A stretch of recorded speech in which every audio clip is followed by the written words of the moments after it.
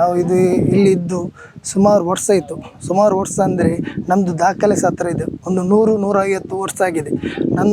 ನಂದು ಬೋಬ ಇದ್ದಾರೆ. ಬೋಬ ಅಂದರೆ ಅಜ್ಜ ಅಂದರೆ ಇಲ್ಲಿಯ ಮಸೀದಿಯಲ್ಲಿ ಬಾಂಗ್ ಕೊಟ್ಟು, ಅದು ಆವಾಗ ಆ ಕಾಲದಲ್ಲಿ ಕರೆಂಟ್ ಅದು ಇದು ಇಲ್ಲ, ನಡ್ಕೊಂಡು ಬಂದು ಚಿಮಿನಿಯಲ್ಲಿ ನಡ್ಕೊಂಡು ನನ್ನ ಅಜ್ಜ ಬಂದು ಬಾಂಗ್ ಕೊಡ್ತಾ ಇದ್ದಾರೆ. ಆ ಕಾಲದಲ್ಲಿ ನಾವು ಇದ್ದೇವೆ. ಒಂದು 100-150 ವರ್ಷ ಆಗ್ಬೋದು. ನಮ್ಮದು ಯಾರ ಅಜ್ಜ ಇದ್ದಾರಲ್ಲ ಇಲ್ಲೇ ದಫನ್ ಆಗಿದೆ. ಈ ಥರ ಇರುವಾಗ ಇವರು ಬಂದು ಸಡನ್ನಾಗಿ ನಮಗೆ ಈ ಕಂಬಲ್ಲಿ ಹಾಕಿ ಈ ಥರ ಉಪದ್ರೆಲ್ಲ ಮಾಡ್ತಾರೆ ನೋಡಿ. ಇವರು ಇಷ್ಟು ವರ್ಷ ಇದ್ದು ನಾವು ಇಷ್ಟು ವರ್ಷದಿಂದ ಇಲ್ಲಿಯೇ ವಾಸವಾಗಿದ್ದೇವೆ, ಇಷ್ಟು ಎಲ್ಲ ಮನೆ ಆಗಿದೆ. ಇವರು ಬೇಲಿ ಹಾಕಬೇಕಾಗಿದ್ದರೆ ಮುಂಚೆ ಹಾಕಬೇಕಿತ್ತಲ್ಲ, ಯಾಕೆ ಇವರು ಮುಂಚೆ ಹಾಕಲಿಲ್ಲ? ಮುಂಚೆ ಹಾಕಿದರೆ ನಾವು ಎಲ್ಲಿಯಾದರೂ ಹೋಗ್ಬೋದಿತ್ತಲ್ಲ, ಆಗ ರೇಟ್ ಕಡಿಮೆ ಇತ್ತು, ಎಲ್ಲಿಯಾದರೂ ಜಾಗ ಸಿಗ್ಬೋದಿತ್ತು. ಈಗದು ಜಾಗದ ರೇಟೆಲ್ಲ ಎಷ್ಟಾಗಿದೆ, ನಮಗೆಲ್ಲ ಹೋಗ್ಲಿಕ್ಕೆ ಆಗ್ತದಾ? ನೀವು ನೋಡಿ, ಒಂದೊಂದು ಜಾಗಕ್ಕೆ ಒಂದೊಂದು ಸಂಸ್ಥೆಗೆ ಹೆಸರು, ಅವ್ರ ರೇಟ್ ಹೋಗಿ ನಮಗೆ ಹೆದರಿಕೆ ಆಗ್ತದೆ. ನಾವು ಇಲ್ಲಿ ಹೋಗೋದು ರಂಪಣಿಯಲ್ಲಿ, ಬೆಳಿಗ್ಗೆಯಿಂದ ಸಂಜೆ ತನಕ ರಂಪಣಿ ಸಮುದ್ರ ಬದಿಯಲ್ಲಿ ಹೋಗಿ ನಾವು ರಂಪಣಿಯಲ್ಲಿ ಮೀನು ಇಡೋದು. ಒಂದು 70-60-80 ಜನ ಹೋಗಿ ದೋಣಿಯಲ್ಲಿ ಮೀನು ಇಡುವುದು. ಹಾಗಾದರೆ ಇವರು ಈ ಥರ ಬೇಲಿ ಹಾಕಿದರೆ ನಾವು ಸಮುದ್ರ ಬದಿಗೆ ಯಾವ ಥರ ಹೋಗೋದು? ಯಾವ ಥರ ಮೀನು ಇಡೋದು? ಅಲ್ಲಿಂದ ನಾವು ಮೀನು ಸಿಕ್ಕಿದರೆ ಕಲ್ಲಿಯಲ್ಲಿ ತಗೊಂಡು ಟೆಂಪಗೆ ತಗೊಂಡೆಲ್ಲ ಹೋಗ್ತೇವೆ. ಈ ಥರ ಬೇಲಿ ಹಾಕಿ ಈ ಥರ ನಮಗೆ ಅನ್ಯಾಯ ಮಾಡಿದರೆ ನಾವು ಯಾವ ಥರ ದುಡಿಯೋದು? ನಾವು ಇಲ್ಲಿ ಸಾಧಾರಣ ಒಂದು 2-3 ಸಾವಿರ ಜನ ಇದ್ದಾರೆ. ಸಾಧಾರಣ 90% ಜನ ಸಮುದ್ರದಿಂದ ದುಡಿಯೋವರೇ. ಯಾವುದರಲ್ಲಿ ಸಮುದ್ರದಲ್ಲಿ ಏನಾದರೂ ಪ್ಲಾಸ್ಟಿಕ್ಕ, ಕುಪ್ಪಿಯ, ಅದರದ್ದೇ ಮೀನ, ಈ ಥರ ಎಲ್ಲ ಹೋಗಿ ನಾವು ಬೆಳಗ್ಗಿಂದ ಸಂಜೆ ತನಕ ಅಲ್ಲೇ ಇದ್ದು ದುಡಿದು ಇಲ್ಲಿ ಜೀವನ ಮಾಡ್ತಾ ಇದ್ದೇವೆ. ಈ ಥರ ಎಲ್ಲ ಮಾಡೋದು ಸರಿಯಲ್ಲ. ಅದಕ್ಕೆ ನಾವು ಒಳ್ಳೆ ರೀತಿಯಲ್ಲಿ ನಾವು ಗಡಿ ಪ್ರತಿಭಟನೆ ಅದು ಇದೆಲ್ಲ ನಮಗೆ ಮಾಡಲಿಕ್ಕೆ ಸತ್ರ ಇಷ್ಟ ಇಲ್ಲ. ನಾವು ದುಡಿದ್ರೆ ಮಾತ್ರ ನಮಗೆ ಒಂದು ದಿವಸದ ಖರ್ಚಾಗ್ತದೆ. ನಾವು ಈ ಪ್ರತಿಭಟನೆ ಹೋಗಿ ನಾವು ರಜೆ ಮಾಡಿ ಇದು ಮಾಡಿದರೆ ನಾವು ಏನು ಮಾಡೋದು? ನಾವು ತಿನ್ನುವುದಾ, ಇದು ಪ್ರತಿಭಟನೆ ಮಾಡೋದಾ? ಈ ಥರ ಎಲ್ಲ ಇದು ಸರ್ಕಾರ ಸತ್ರ ಒಂದು ಆಲೋಚನೆ ಮಾಡ್ತಾ ಇರ್ತದೆ. ಇದು ಜನಪ್ರತಿನಿಧಿ ಯಾರೆಲ್ಲ ಇದ್ದಾರೆ ಇದಕ್ಕೆ ಇನ್ವಾಲ್ವ್ಮೆಂಟ್ ಆಗಿದ್ದಾರೆ, ಇವರು ಸ್ವಲ್ಪ ಆಲೋಚನೆ ಮಾಡಬೇಕು. ನಮ್ಮ ಪಾಪದವರಿಗೆ ಈ ಥರ ಅನ್ಯಾಯ ಮಾಡಬಾರ್ದು. ಒಂದು ದೇವರ ಮೇಲೆ ಒಂದು ನಂಬಿಕೆ ಇಡಬೇಕು ಅವರು. ಅಂದರೆ ನಾವು ಇಲ್ಲಿ ಎಲ್ಲ ಇರುವುದು ಪಾಪದವರು. ಈ ಥರ ಅನ್ಯಾಯ ಮಾಡಿದ್ರೆ ನಮಗೆ ಬೇರೆಯವರು ಇದೇ ಥರ ಅನ್ಯಾಯ ಮಾಡ್ತಾರೆ ಅಂತ ಹೇಳಿ ನಾನು 2 ಮಾತನ್ನು ಮುಗಿಸ್ತಾ ಇದ್ದೀನಿ. ನನ್ನ ಹೆಸರು ರಾಜಿಕ್ ಅಂತ. ಸರ್, ನಾವು 90 ವರ್ಷದಿಂದ ಈ ಊರಲ್ಲಿ ಇದ್ದೇವೆ. ನಮಗೆ ಸಮುದ್ರದ ಬದಿಗೆ ಹೋಗಲಿಕ್ಕೆ ಮತ್ತು ಸಮುದ್ರ ಪೂಜೆ ಎಲ್ಲ ನಾವು ವರ್ಷ ಮಾಡ್ತಾ ಇದ್ದೇವೆ. ಹಾಗೆ ನಮಗೆ ಹೋಗಲಿಕ್ಕೆ ಬರಲಿಕ್ಕೆಲ್ಲ ಕಷ್ಟ ಆಗ್ತದೆ. ಮತ್ತು ಇಲ್ಲಿ ತೆಂಗಿನ ಮರ ಅದೆಲ್ಲ ಉಂಟು. ಆ ತೆಂಗಿನ ಮರ ಬಿಟ್ಟು ನಮ್ಮ ಮನೆಯ ಹಿಂದೆ ಅವರು ಬೇಲಿ ಹಾಕಿರುವಂಥದ್ದು. ಈ ಕಂಬ ಏನಿದೆ ಇದನ್ನು ತೆಗಿಬೇಕು. ಅದಕ್ಕೋಸ್ಕರ ನಾವಿಷ್ಟು ಹೋರಾಡ್ತಿದ್ದೇವೆ. ಅಂದರೆ ಮೀನುಗಾರಿಕೆ ಮಾಡ್ತಾ ಇದ್ದೇವೆ ಸರ್ ನಾವಂತಲ್ಲ, ಇಲ್ಲಿರುವಂಥ ಎಲ್ಲ ವ್ಯಕ್ತಿಗಳು, ಎಲ್ಲ ಕುಟುಂಬದವರು ಸಹ ಅವರು ಮೀನುಗಾರಿಕೆ ಮಾಡ್ತಾ ಇದ್ದೇವೆ. ನಮಗೆ ಇಲ್ಲಿ ಹೋಗಲೇಬೇಕು, ನಮಗೆ ಸಮುದ್ರಕ್ಕೆ ಅಂತ ಪರಿಸ್ಥಿತಿ. ಸರ್ಕಾರಕ್ಕೆ ಏನು ಆಗ್ರಹ ಮಾಡ್ತೀರಿ? ಈಗ ಸಂಬಂಧಪಟ್ಟ ಇಲಾಖೆ ಅಥವಾ ಸರ್ಕಾರಕ್ಕೆ ಏನು ಆಗ್ರಹ ಮಾಡ್ತೀರಿ? ಸರ್, ಇದೊಂದು ಕಂಬವನ್ನು ತೆಗೆದು ಕೊಡಬೇಕು ಸರ್. ಕಂಬ ತೆಗಿಲಿಕ್ಕೆ ನಾವು ಮನವಿ ಮಾಡ್ತಾ ಇದ್ದೇವೆ ನಾವು ಎಲ್ಲರ ಹತ್ರ ಸಹ. ಈ ಮೊದಲು ಮನವಿ ಏನಾದರೂ ಕೊಟ್ಟಿದ್ದೀರಾ ಇಲಾಖೆಗೆ ಅಥವಾ ಶಾಸಕರಿಗೆ? ಇಲ್ಲ ಸರ್, ನಾವು ಅಂಥದ್ದು ಯಾವ ಪರಿಸ್ಥಿತಿ ಬಂದಿರಲಿಲ್ಲ. ಈ ಕಂಬ ಹಾಕಿದ ನಂತರವೇ ನಮಗೆ ಇಂಥ ಪರಿಸ್ಥಿತಿ. ನಾವು ಮಾತಾಡ್ಲಿಕ್ಕೆಲ್ಲ ಹೋರಾಟಕ್ಕೆ ನಾವು ಹೊರಡ್ತಾ ಇದ್ದೆವು. ಮೇಡಮ್, ಈ ಕಂಬ ತೆಗೆದಿದ್ರೆ ಮುಂದೆ ಏನು ಮಾಡಬೇಕು ಅಂತ? ಇನ್ನು ತೀವ್ರವಾದ ಹೋರಾಟ ಮಾಡ್ತೇವೆ ಸರ್. ನಮ್ಮ ಕೈಯಲ್ಲಿ ಎಷ್ಟು ಆಗುತ್ತೆ ಅಷ್ಟು ನಾವು ಹೋರಾಟ ಮಾಡ್ತೇವೆ. ಕಂಬ ತೆಗಿಸ್ತೇವೆ ಸರ್. ನಿಮ್ಮ ಹೆಸರು? ನನ್ನ ಹೆಸರು ದೀಪಾ ಅಂತ. ನಾವು ಕಳೆದ 150 ವರ್ಷದಿಂದ ಇಲ್ಲೇ ವಾಸವಾಗ್ತಿದ್ದೇವೆ. ನಮ್ಮ ತಾತ ಮುತ್ತಾತ ಅವರಪ್ಪ ಇಲ್ಲೇ ಕಬರಸ್ಥಾನದಲ್ಲಿ ದಫನಾಗಿದ್ದಾರೆ. ಕಳೆದ 150 ವರ್ಷದಿಂದ ನಮ್ಮ ಹಸ್ಬೆಂಡಿಗೆ ಈಗ 80 ಇಯರ್ಸ್ ಆಯಿತು. ಆಗ ನೀವೇ ಯೋಚಿಸಿ ಅವ್ರಿಗೆ ಎಷ್ಟು ಇಯರ್ ಆಗಿರ್ಬೋದಂತ. ಈಗ ಸಡನ್ನಾಗಿ ಇವರು 1 ತಿಂಗಳಿಂದ ಆಚೆ ಈಚೆ ತಿರುಗ್ತಾ ಇದ್ದಾರೆ. ರಂಜಾನಿನಲ್ಲಿ ಗ್ರೌಂಡಿಗೆ ಬಂದರು, ಅಲ್ಲಿ ನೋಡಿ ಹೋದರು. ಅಲ್ಲಿ ಎಲ್ಲ ಹುಡುಗರು ಸೇರವರನ್ನು ಓಡಿಸಿದರು. ಇದು ಗ್ರೌಂಡ್ ನಮಗೆ ಆಟ ಆಡಲಿಕ್ಕೆ ಬೇಕು, ನಾವು ಬಿಡೋದಿಲ್ಲ ಅಂತ. ಹಾಗೆ 3 ಗ್ರೌಂಡಿಗೆ ಸಹ ಅವರು ಹೋಗಿ ಸ್ಕೆಚ್ ಹಾಕಿ ಬಂದರು. ಆನಂತರ ಒಂದು ದಿನ ಸಡನ್ನಾಗಿ ರಾಜಿಕ್ ಇಲ್ಲಿ ಇದ್ರಲ್ಲ, ಅವರ ಮನೆಯಿಂದ ಕಂಬಗಳನ್ನು ಹಾಕಲಿಕ್ಕೆ ನೂಲು ಕಟ್ಟಲಿಕ್ಕೆ ಸ್ಟಾರ್ಟ್ ಮಾಡಿದರು, ಬಿಳಿ ನೂಲು. ಹಾಗೆ ಅಲ್ಲಿಂದ ಬಂದು ಇಲ್ಲಿ ತನಕ ನೂಲು ಕಟ್ಟಿ ಹೋದರು. ಆಗ ಸಹ ನಾವು ಬಂದು ಕೇಳಿದ್ದೇವೆ. ಆ ಆಫೀಸರ್ 4 ಜನ ಇದ್ದರು ಜೀಪಲ್ಲಿ ಬಂದವರು. ಅವರು ಒಂದೇ ಒಂದು ಪ್ರಶ್ನೆಗೆ ಉತ್ತರ ಕೊಡಲಿಲ್ಲ.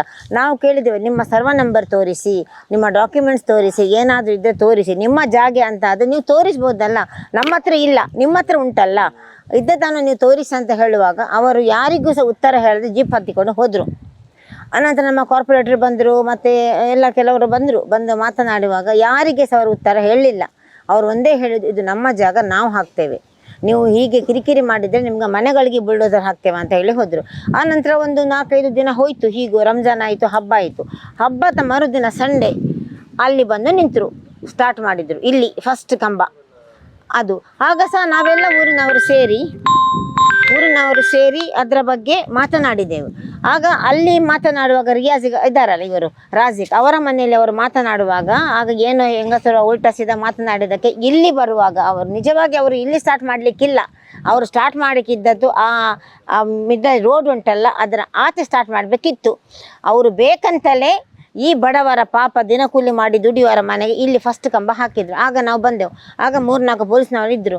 ಅವ್ರ ಹತ್ರ ಮಾತನಾಡಿದ್ದೆವು, ನೋಡಿ ನೀವು ಫಸ್ಟ್ ಅಲ್ಲಿ ಹಾಕಿದ್ದು ಕಂಬ ಆ ಸೈಡ್, ನೀವು ಆ ಸೈಡ್ ಮಾಡಬೇಕಿತ್ತು ನಿಮ್ಮ ಕೆಲಸ, ಅಥವಾ ನೀವು ಫಸ್ಟ್ ಬಂದದ್ದು ಗ್ರೌಂಡಿಗೆ ಅಲ್ಲಿ ಮಾಡಬೇಕಿತ್ತು.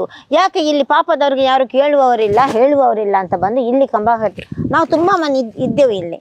ಆದರೆ ಅವರ ಮಾತನ್ನು ಕೇಳದೆ ಹಾಕಿದ್ರು. ಆಗ ಪೊಲೀಸ್ನವರಿದ್ದರು, ಅವರು ಹೇಳಿದರು, ಏನು ಶ್ರೀಕಲಾ ಮೇಡಮ್ ಇದ್ರು, ಅವರು ಹೇಳಿದರು, ನೋಡಮ್ಮ ನೀನು ಯಾಕೆ ಇಲ್ಲಿ ಬರ್ತೀಯಾ, ಇದು ನಿಮ್ಮ ಮನೆ ಆಚೆ ಅಲ್ವ, ನೀನು ಆಚೆನೇ ಇರು, ನೀನು ಯಾಕೆ ಇಲ್ಲಿ ಬಂದು ಮಾತಾಡ್ತೀಯಾ, ನಿನ್ನಲ್ಲಿ ಏನು ಡಾಕ್ಯುಮೆಂಟ್ಸ್ ಇದೆ, ನೀನು ಯಾರು, ನೀವು ಇಲ್ಲಿ ಉಪದ್ರ ಮಾಡಬಾರ್ದು, ಇದು ನಾವು ಗೌರ್ಮೆಂಟಿನಿಂದ ಅವರ ಸೇಫ್ಟಿಗಾಗಿ ಬಂದಿದ್ದೇವೆ, ಅವರಿಗೆ ನಮಗೆ ಕಮಿಷನರ್ ಕಳಿಸಿದ್ದಾರೆ ಅವರ ಸೇಫ್ಟಿಗೋಸ್ಕರ.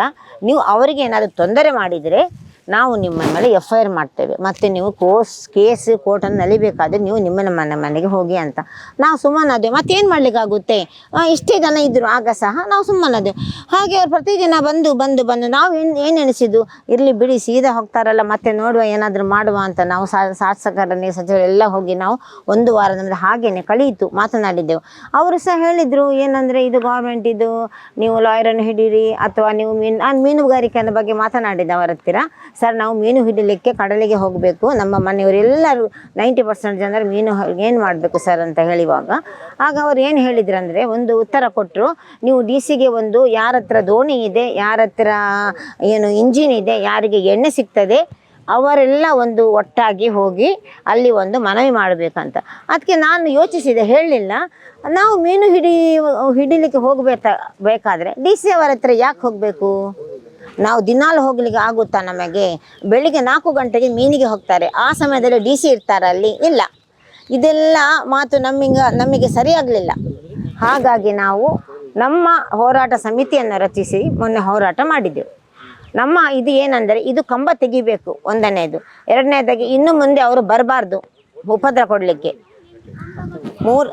ಬರಬಾರ್ದು. 3ನೇದಾಗಿ ನಮಗೆ ಹಕ್ಕುಪತ್ರ ಮತ್ತು ಮನೆ ನಂಬರ್ ಕೊಡಬೇಕು. ನಾವು ಕಳೆದ 16-20 ವರ್ಷಗಳಿಂದ ಪ್ರತಿಭಟನೆ ಮಾಡ್ತಾ ಇದ್ದೇವೆ ಹಕ್ಕುಪತ್ರಕ್ಕೋಸ್ಕರ. ತಣ್ಣೀರುಬಾವಿ ಹೋರಾಟ ಸಮಿತಿ ರಚಿಸಿ 16 ವರ್ಷ ಆಯಿತು, 16-20 ವರ್ಷ ಆಯಿತು. ನಾವು 2 ದಶಕಗಳಿಂದ ನಾವು ಹೋರಾಟ ಮಾಡ್ತೇವೆ ಹಕ್ಕುಪತ್ರಕ್ಕೆ, ಡೋರ್ ನಂಬರ್. ಇಷ್ಟರ ತನಕ ಯಾವ ಶಾಸಕರು ಕೊಡಲಿಲ್ಲ, ಯಾವ ಸಚಿವರು ಸಹ ಕೊಡಲಿಲ್ಲ. ಓಟಿನ ಸಮಯದಲ್ಲಿ ಬರ್ತಾರೆ, ಓಟಿನ ಸಮಯದಲ್ಲಿ ಹೋಗ್ತಾರೆ, ಅಷ್ಟೇ ಆದದ್ದು. ನಾವು ಪ್ರತಿ ಸಲ ನಾವು ಯಾರು ಬಂದು ನಿಲ್ತಾರೆ ಅವರ ಸಪೋರ್ಟಾಗಿ ನಾವು ಓಟ್ ಹಾಕ್ತೇವೆ. ಯಾರು ಸಹ ನಮಗೆ ಇಷ್ಟರವರೆಗೆ ಹಕ್ಕುಪತ್ರ ಅಥವಾ ಡೋರ್ ನಂಬರ್ ಕೊಡದೆ ಇಂತಹ ಕೆಲಸಗಳನ್ನು ಮಾಡ್ತಾ ಇದ್ದಾರೆ. ಇದರಿಂದ ನಮಗೆ ತೆರವು ಸಿಗಬೇಕು. ಇನ್ನು ತಮ್ಮ ಹೆಸರು ಶಮೀಮಾ ಬಾನು. ನೋಡಿ, ನಾವು ಬಂದು 30-35 ವರ್ಷ ಆಯಿತು, ಆರಾಮಾಗಿದ್ವಿ. ಈಗ ಸೆಂಟ್ರಲ್ಲಿ ಬಂದು ಎಲ್ಲ ಕಂಬ ಹಾಕಿ ನಮಗೆಲ್ಲ ಎಬ್ಬರ್ಸಾಕಿ ಇದು ಮಾಡ್ತಾಯಿದ್ದಾರೆ. ನೋಡಿ, ನಮಗೆ ಏನಾದ್ರು ಸಹಾಯ ಮಾಡಿ ನಮಗೆ ಎಬ್ಬರಿಸ್ಬಾರ್ದು, ಆ ರೀತಿ ನಮಗೆ ಒಂದು ಅನುಕೂಲ ಮಾಡಿಕೊಡ್ಬೇಕು. ಇಲ್ಲಾಂದ್ರೆ ತುಂಬ ತೊಂದರೆ ಆಗುತ್ತೆ. ಮತ್ತು ಬುದ್ಧಿಮಾನ್ಯ ಮಕ್ಕಳೆಲ್ಲ ಇದ್ದಾರೆ, ಅಂಗವಿಕಲ ಮಕ್ಕಳೆಲ್ಲ ಇದ್ದಾರೆ. ಆ ರೀತಿ ನೋಡಿ, ಇದೇ ನಮ್ಮ ಇದು ಮಾಡ್ಕೊಂಡಿರೋದು. ಬೆಳಿಗ್ಗೆ ಹೋಗ್ಬೇಕು, ಸಾಯಂಕಾಲ ದುಡ್ಕೊಂಬರ್ಬೇಕು, ತಿನ್ನಬೇಕು ನಾವು. ಮತ್ತು ನಮ್ಗೆ ಏನಾದ್ರು ಇದು ಮಾಡಿದರೆ ತುಂಬ ತೊಂದರೆ ಆಗುತ್ತೆ, ಕಷ್ಟ ಆಗುತ್ತೆ. 3-4 ಮಕ್ಕಳು ಇಟ್ಕೊಂಡು ನಾವು ಇದು ಮಾಡ್ತಾ ಇರೋದು ನಮಗೆ ತುಂಬ ಕಷ್ಟ ಆಗುತ್ತೆ. ನಮಗೆ ಇದೇನ ಡೋರ್ ನಂಬರ್ ಮಾಡಿಕೊಡಿ ಅಷ್ಟೇ.